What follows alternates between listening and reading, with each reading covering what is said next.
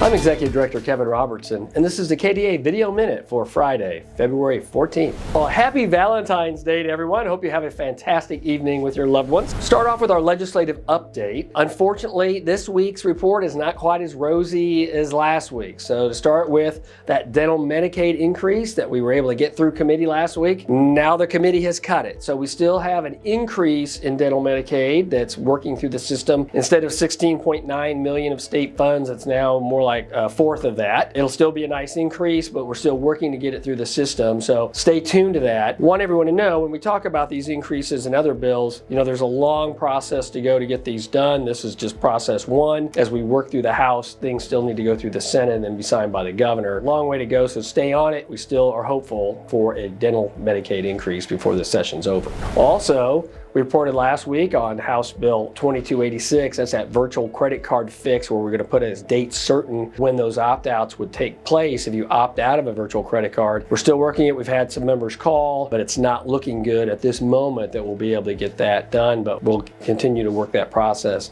and see if we can't get House Bill 2286 scheduled for a hearing. On a more positive note, Senate Bill 31, the bill that would eliminate the 20% rule, is still bottled up in committee. There's been no action taken.